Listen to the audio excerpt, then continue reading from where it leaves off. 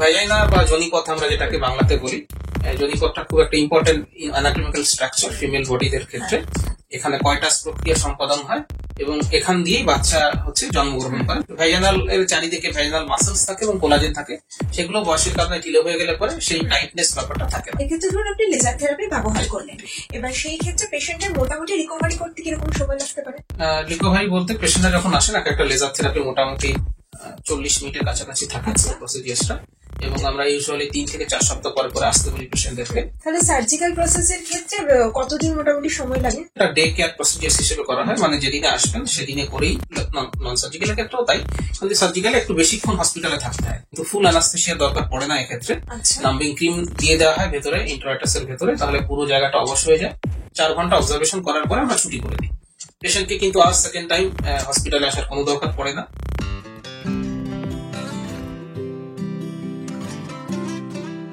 সবাইকে স্বাগত জানাচ্ছি অ্যাক্সলেপিয়া হেলথ ইউটিউব চ্যানেলে। অ্যাক্সলেপিয়া হেলথ ইউটিউব চ্যানেল মানে আপনারা জানেন আমরা স্বাস্থ্য সংক্রান্ত নানান বিষয় নিয়ে কিন্তু আলোচনা করে থাকি। আজও ঠিক তেমনই একটা বিষয় নিয়ে আলোচনা করব। বিষয় হচ্ছে আমাদের ভ্যাজাইনোপ্লাস্টি। অনেকেই হয়তো নামটা শুনে ভাবছেন সেটা আবার কি ব্যাপার। বিষয়টা খুব সহজ, সেটা হচ্ছে ভ্যাজাইনার এক ধরনের সার্জারি বা ট্রিটমেন্ট। কিন্তু এই ধরনের ট্রিটমেন্ট কখন করা হয়, কেন করা হয়, আর যাদের ক্ষেত্রে এই ধরনের ট্রিটমেন্ট করা হচ্ছে তাদের ক্ষেত্রে ভবিষ্যতে কি কোনো ধরনের সমস্যা হতে পারে, এই সমস্ত বিষয় নিয়ে কিন্তু আমাদের আজকের আলোচনা। আর এই আজকের আলোচনায় আমরা আমাদের সঙ্গে পেয়ে গিয়েছি শহর কলকাতার অন্যতম বিখ্যাত প্লাস্টিক সার্জন ডক্টর জয়ন্ত বাইনকে। নমস্কার স্যার, আপনাকে প্রথমেই স্বাগত জানাচ্ছি অ্যাক্সলেপিয়া হেলথে। স্যার, যে বিষয়টা নিয়ে আজকে আমরা কথা বলবো শুরুতেই বললাম সেটা হচ্ছে ভ্যাজাইনোপ্লাস্টি। অনেকের কিন্তু এখনো পর্যন্ত ভ্যাজাইনোপ্লাস্টি সম্পর্কে খুব একটা ভালো আইডিয়া নেই। দর্শকদের উদ্দেশ্যে যদি বলেন বিষয়টা ঠিক কি? ধন্যবাদ ম্যাডাম, এটা একটা খুব সেন্সিটিভ টপিক বলবো না, এটা অনেক সময়তেই আমরা আলোচনা করতে জেনাইটাল হেলথ, সেক্সুয়াল হেলথ নিয়ে তো আমরা কথা বলতে একটু লজ্জা পাই, সংকোচন কাজ করে। তো কিন্তু এই জিনিসগুলো সত্যি প্রবলেম গুলো অনেক সময়তেই অনেকে থাকে এবং সেগুলো নিয়ে আলোচনাটা দরকার, যাতে মানুষ সঠিক তথ্যটা জানতে চান। তো ভ্যাজাইনা বা যোনিপথ আমরা যেটাকে বাংলাতে বলি, যোনিপথটা খুব একটা ইম্পর্টেন্ট অ্যানাটমিক্যাল স্ট্রাকচার ফিমেল বডিদের ক্ষেত্রে। এখানে কয়টাস প্রক্রিয়া সম্পাদন হয় এবং এখান দিয়েই বাচ্চা জন্মগ্রহণ করে স্বাভাবিকভাবে, যেটাকে আমরা ভ্যাজাইনাল ডেলিভারি বলি। তো এই কারণে, এই দুটো কারণে ভ্যাজাইনাল ক্যানালের ইম্পর্টেন্স।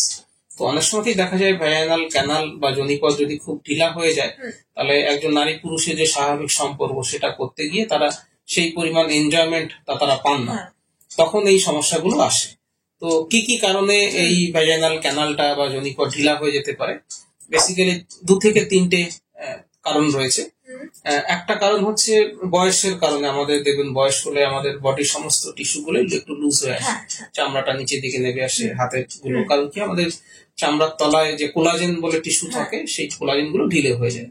তো ভ্যাজানাল এর চারিদিকে ভ্যাজানাল মাসেলস থাকে এবং কোলাজেন থাকে, সেগুলো বয়সের কারণে ঢিলে হয়ে গেলে পরে সেই টাইটনেস ব্যাপারটা থাকে না, এটা একটা কারণ। 2 নম্বর কারণ হচ্ছে চাইল্ড বার্থ। এটা তো একটা স্বাভাবিক প্রক্রিয়া। চাইল্ড বার্থ হলে পরে যখন ভ্যাজানার মধ্যে দিয়ে বাচ্চা বেরিয়ে আসছে, স্ট্রেচিং হয়। মেয়েদের প্রেগন্যান্সি হলে যেমন দেখুন পেটে যেমন স্ট্রেচিং মার্ক চলে আসে, বা আমাদের ছেলেদের ক্ষেত্রে অনেকের ক্ষেত্রে হঠাৎ মোটা হয়ে গেলে বিভিন্ন জায়গায় স্ট্রেচ মার্ক চলে আসে, কিন্তু এই ক্যানেলটাও স্ট্রেচ হয়ে যায়, এটা একটা কারণ। আর 3 নম্বর কারণ, কারো কারো ক্ষেত্রে, কোনো কোনো ফিমেলদের ক্ষেত্রে তাদের ভ্যাজানাল ক্যানেলটা এমনিতেই শারীরিক ভাবেই একটু বড় থাকে বা একটু ওয়াইড থাকে। তো এই 3টে মেইন কারণে, একটা হচ্ছে এজিং, সেকেন্ড হচ্ছে চাইল্ড বার্থ বা নর্মাল চাইল্ড বার্থ, এবং থার্ড হচ্ছে ফিজিওলজিক্যাল। এই 3টে কারণেই কিন্তু ভ্যাজানাল ওয়ালটার টোনটা আস্তে আস্তে কমে যেতে পারে। তখন পেশেন্টরা যারা আছেন তারা তাদের শারীরিক যে মিলন যখন হচ্ছে সেই ফিলিংসটা পুরুষ এবং মহিলা উভয়ের ক্ষেত্রে অনেকটা কম আসার কারণে তারা তখন আমাদের কাছে আসেন কি স্যার ভ্যাজাইনাটাকে কিভাবে একটু টাইট করা যায় বা আগের পরিস্থিতিতে বা আগের মতো কন্ডিশনে ফিরিয়ে নিয়ে যায় কিনা। এটাই হচ্ছে সংক্ষেপে ভ্যাজাইনোপ্লাস্টি।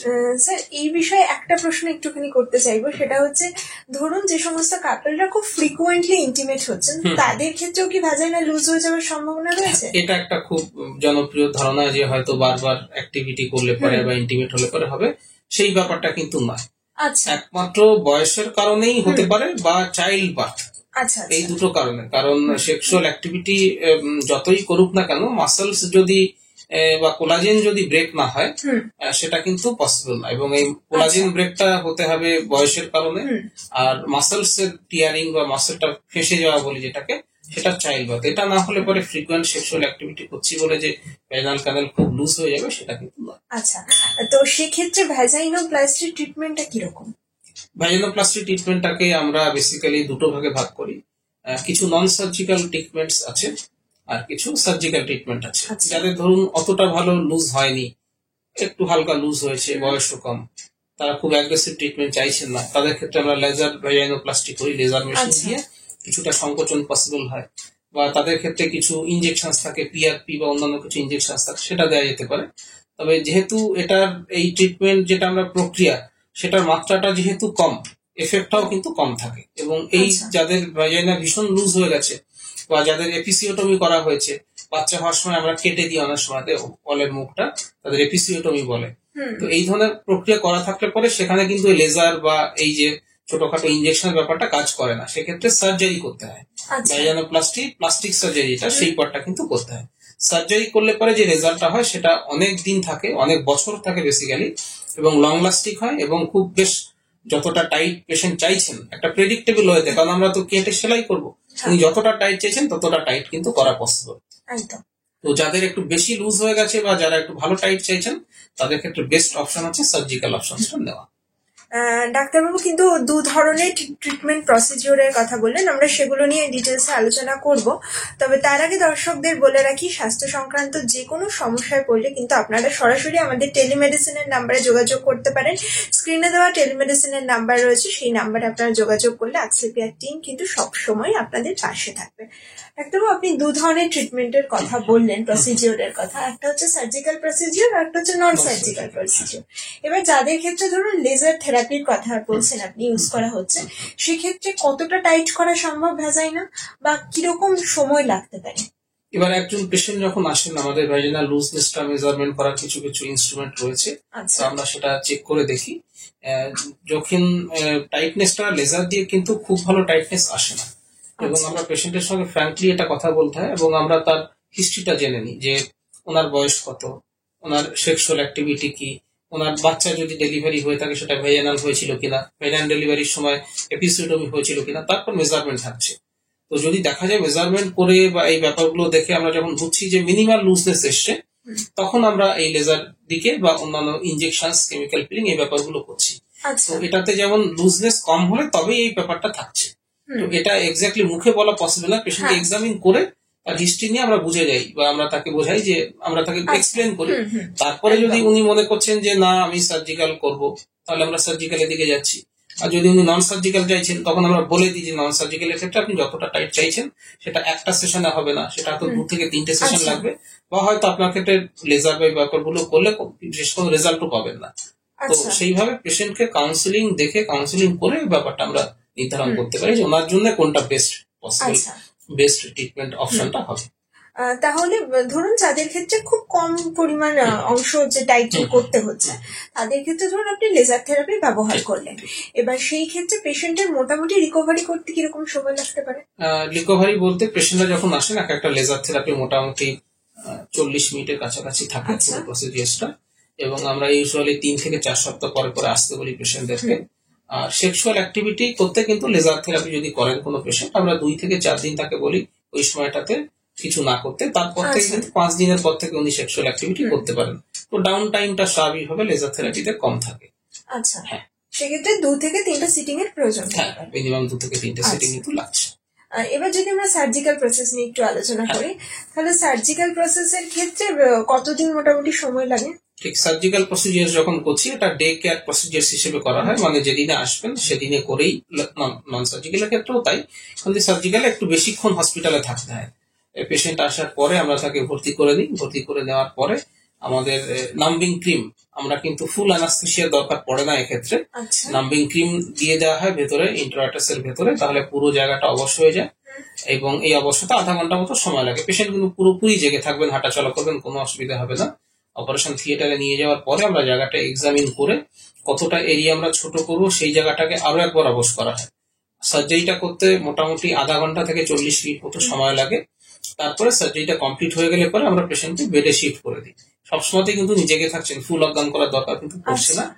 এবং ওনাকে আমরা যখন বেডে দিয়ে দিলাম, আমরা পেশেন্টকে মোটামুটি ঘন্টা 4 মতো অবজারভেশনে রাখি, যে ওনার ব্যথা হচ্ছে কিনা, ব্লিডিং হচ্ছে কিনা, অন্য কোনো প্রবলেম হচ্ছে কিনা। 4 ঘন্টা অবজারভেশন করার পরে আমরা ছুটি করে দিই পেশেন্টকে। কিন্তু আর সেকেন্ড টাইম হসপিটালে আসার কোনো দরকার পড়ে না।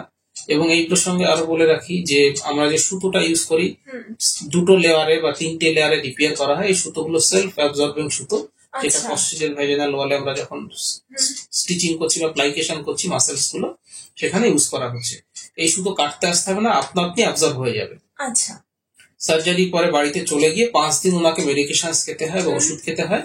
5 দিন ওষুধ খাওয়ার পরে তারপরে যদি পেশেন্টের হালকা ব্যথা থাকে তবেই ফার্দার আর 5 দিনের জন্য আমরা অ্যান্টিবায়োটিক ওষুধ দিই, নইলে আর দরকার পড়ে না।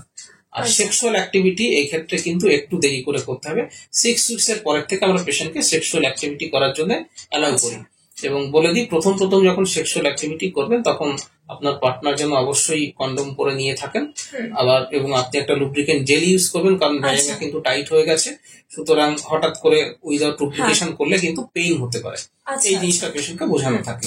তো সেক্ষেত্রে 1.5 মাস মতো পর থেকে 6 উইকস এর পর থেকে সেক্সুয়াল অ্যাক্টিভিটি করা যায়। আর একটা জিনিস জাস্ট আমি আপনাকে বলে রাখছি যে এই সার্জারিটার ক্ষেত্রে একটাই ব্যাপার থাকে যে আপনার প্রত্যেকটা মহিলার তো একটা মেনস্ট্রুয়াল সাইকেল থাকে। ওই সাইকেল চলাকালীন কিন্তু এই সার্জারি করা যাবে না। মেনস্ট্রুয়াল সাইকেল ইউজুয়ালি 3 থেকে 5 দিন হয়, এবং এই 3 থেকে 5 দিনের 3 দিন আগে যেন অন্তত আপনি আসবেন করতে, বা সাইকেল শেষ হওয়ার 3 দিন পরে আসবেন। আচ্ছা, তাহলে ধরুন 4 দিনের সাইকেল, আগে 3 দিন, 7 দিন আর পরে 3 দিন, 10 দিন। তো এই 10 দিন যেটা হচ্ছে, এই 10 দিনের মধ্যে এই সাইকেলের আগে পিছে মিলে সব এই 10টা দিন অ্যাভয়েড করতে হয়। কারণ কি হয়, সাইকেল চলাকালীন তো ব্লিডিং হবে, তো ওই সার্জারি ব্লিডিং গুলিয়ে ফেলে পেশেন্টরা। হ্যাঁ, যে এটা সার্জারি থেকে হচ্ছে না ওখান থেকে হচ্ছে, সেটা এই 10টা দিন অ্যাভয়েড করে অন্য যে কোনো সময় এই ভ্যাজিনোপ্লাস্টি সার্জারিটা কিন্তু করা যায়। আচ্ছা, এই প্রসঙ্গে একটুখানি জানতে চাইবো যে অনেক মহিলাই আজকাল কিন্তু মেনস্ট্রুয়াল কাপ ইউজ করেন। আচ্ছা, তো সেই ক্ষেত্রে পরে নেক্সট মান্থের ক্ষেত্রে যখন পিরিয়ডস হবে তখন কি মেনস্ট্রুয়াল কাপ ইউজ করার ক্ষেত্রে কোনো ধরনের সমস্যা বা কমপ্লিকেশনস হতে পারে? কাপটা একটু ছোট সাইজের ইউজ করতে হবে। তো ওনাকে স্বাভাবিকভাবে মেনস্ট্রুয়াল কাপ যখন ইউজ করছেন, তো যেহেতু আমরা ভ্যাজিনাটাকে টাইট করে দিলাম, উনি একটা বা দুটো ডাউন সাইজ করে কাপটা উনি নিতে পারেন, অসুবিধা হবে না। এবার একটা প্রশ্ন শেষ করছি, সেটা হচ্ছে আপনি একদম অনুষ্ঠানের শুরুতেই বলেছিলেন বহু মহিলার ক্ষেত্রে কিন্তু অনেকটা অল্প বয়সে তার শারীরিক গঠনের জন্য ভ্যাজাইনা লুজ হয়ে যেতে পারে। এবার তাদের ক্ষেত্রে যদি সার্জারি করা হয় তাহলে ভবিষ্যতে কি নর্মাল ডেলিভারির ক্ষেত্রে কোনো সমস্যা হতে পারে? না, এই ক্ষেত্রে কোনো অসুবিধা হবে না, কারণ যেটা ওনার যেহেতু শারীরবৃত্তির কারণে সাইজটা একটু বা মানে ওনার যে ওয়ালটা আছে সেটা একটু লুজ, কোনো অসুবিধা হয় না। কারণ এমনিতেও প্রেগনেন্সি যখন হচ্ছে তখন তার আগে উনি সেক্সুয়াল অ্যাক্টিভিটি করবেন, আর তখন সার্জারি করার পরেও তো মিনিমাম প্রেগনেন্সি হয়ে বাচ্চা হতে হতে 1.5-2 বছর পেরিয়েই যাবে, সুতরাং অসুবিধা কিন্তু হবে। আচ্ছা আচ্ছা, দর্শকদের উদ্দেশ্যে আপনার কি পরামর্শ থাকবে? তো যেটা বলবো যে আমাদের কসমেটিক সার্জারি, প্লাস্টিক সার্জারি অনেকটা অ্যাডভান্সড হয়েছে, বিভিন্ন ধরনের ট্রিটমেন্ট অপশনও রয়েছে। যদি আপনি ফিল করছেন যে আগেকার মতো সেন্সেশনস পাচ্ছেন না, বা আপনার পার্টনারও মনে করছেন সেই একই ব্যাপার হয়েছে, তাহলে আপনারা একজন প্লাস্টিক সার্জনকে কনসাল্ট করুন। এবং আপনার ক্ষেত্রে বেস্ট যেটা হবে, নন মেডিকেল, নন সার্জিক্যাল বা সার্জিক্যাল। অনেক সময় সার্জিক্যালে ভয় পেলেও ভয়ের বিষয় কিন্তু নয়, একটা ভালো রেজাল্ট পেতে গেলে পরে একটু হয়তো মাস খানেক একটু কষ্ট হবে, কিন্তু এটা পার্মানেন্ট একটা রেজাল্ট কিন্তু সার্জারির মাধ্যমে পাওয়া যায়। আর আপনি আপনার ডাক্তারবাবুর সঙ্গে কথা বলে বেস্ট অপশন কি হবে, আপনার কি প্ল্যানিং রয়েছে, সেটার সঙ্গে কম্বিনেশন করে একটা থেরাপি নিলে পরে আশা করবো আপনি আবার পূর্বের অবস্থায় ফিরে যাবেন এবং লাইফটাকে আরো ভালোভাবে এনজয় করতে পারবেন। অসংখ্য ধন্যবাদ আপনাকে। দর্শক বন্ধুদের উদ্দেশ্যে একটাই কথা বলবো, একেবারেই লজ্জা পাবেন না বা ভয় পাবেন না। ভয় বা লজ্জাটাকে কাটিয়ে সরাসরি ডাক্তারবাবুর সঙ্গে পরামর্শ নিন। প্রসেসটা যাই হোক না কেন, সেটা সার্জিক্যাল হোক বা নন সার্জিক্যাল হোক, আপনি কিন্তু লাইফটাকে আরো বেটার ওয়েতে এনজয় করতে পারবেন। সকলে সুস্থ থাকুন, ভালো থাকুন, দেখতে থাকুন আক্সলেপিয়া হেলথ। আজকের মতো বিদায় নিচ্ছি, নমস্কার। আস্কলেপিয়া হেলথে রয়েছেন নানা ক্ষেত্রের বিশেষজ্ঞ ডাক্তার, যারা আপনার সমস্ত চিকিৎসা ঘটিত সমস্যার সমাধান করে দেবেন অনলাইন। মাত্র কয়েকটি ক্লিকে বুক করে ফেলুন ডাক্তারের অ্যাপয়েন্টমেন্ট। ডাউনলোড করুন আস্কলেপিয়া হেলথ। ভালো থেকো।